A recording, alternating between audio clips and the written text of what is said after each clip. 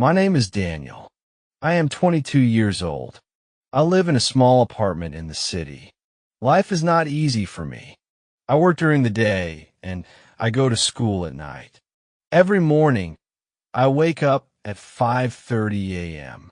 I take a quick shower, eat a small breakfast, usually just bread and tea, and then I go to work. I work in a small factory. It is hot, loud, and very tiring. I carry heavy boxes, clean machines, and sometimes fix broken parts. After work, I go home, change my clothes, and get ready for night school. I take the bus across town. I study business because one day I want to start my own company. Some people say it's impossible, but I don't listen. I believe in hard work. I believe in dreams. One night at school, everything changed. I was sitting in the classroom, tired, hungry, trying not to fall asleep. And then she walked in. Her name was Sophia. She had long dark hair and wore a red scarf. She smiled at the teacher and sat near the window. I couldn't stop looking at her. Not because she was beautiful, well, yes, she was, but because she looked peaceful, calm, like she didn't belong in this noisy world. For the next few weeks, I couldn't stop thinking about her, but I was too shy to say anything. One night, it started to rain after class. Everyone ran to their cars or took out umbrellas. I didn't have one. I just stood there, waiting for the rain to stop. Then I heard a voice. "You don't have an umbrella?" It was Sophia. "No," I said, a little nervous. She opened her umbrella and said, "Come on, we can share." And just like that, we walked together under one umbrella. We talked the whole way. About school, about work, about dreams. I learned she worked part-time at a bookstore.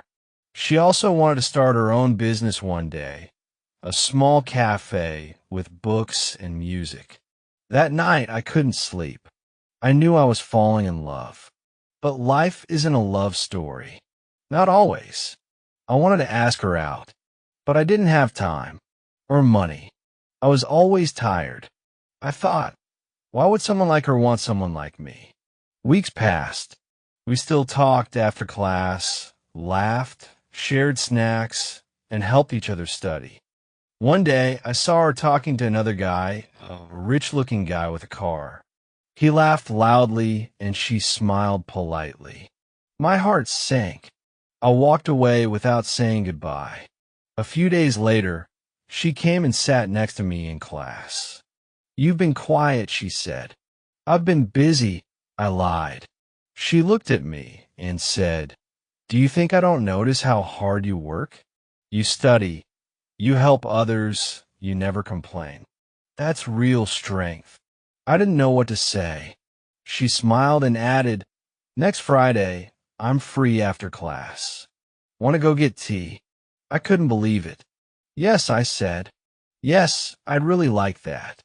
That Friday, we went to a small tea shop. We talked for hours. It was simple, nothing expensive, but it felt real. Since then, Sophia and I have been close. We still go to school. We still work. Nothing is easy, but we support each other. I'm still just Daniel. I still carry boxes. I still study late at night. But now I'm not alone. And for the first time in a long time, I feel like everything might just be okay. After that tea shop evening, Sophia and I started spending more time together. Sometimes we studied in the school library. Sometimes we walked through the park after class. Sometimes we just sat in silence and watched the city lights. I loved those small moments, but I still hadn't told her how I really felt. I wanted to. Every day, I wanted to say the words, but I was scared. What if she didn't feel the same? One evening, after school, Sophia smiled and said, "Hey, tomorrow is my birthday." Oh, really? I said, Happy early birthday. She laughed. I'm not doing anything big. Just going to the bookstore, maybe get a cupcake. I thought about it all night.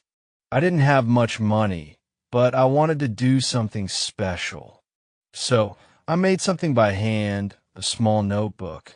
On the cover, I wrote, For the girl who inspires me every day. Inside, I wrote little notes. Thank you for the umbrella. Thank you for your smile. Thank you for walking beside me. The next day, I gave it to her. She opened it, read a few lines, and her eyes filled with tears. This is the sweetest gift I've ever gotten, she whispered. That night, I walked her home. We stood outside her door under the soft light. I looked at her face, kind, beautiful, and full of warmth. I took a deep breath and said, Sophia, I don't know how to say this perfectly, but I think about you all the time. I feel something when I'm with you. You make me better. You make life easier. I think I'm falling in love with you. She was quiet for a moment. Then she smiled. A big, beautiful smile. I was waiting for you to say that, she said. I stared at her, surprised. Really? She nodded. I love you too, Daniel. And in that quiet street, under the city lights, we hugged. I didn't have money. I didn't have a car. But I had her hand in mine. And that was more than enough. Now we still work, we still study, we still dream. But now we dream together. But now I do it with love in my heart. Because I'm not walking alone anymore. Thank you for watching the video. Don't forget the like and comment.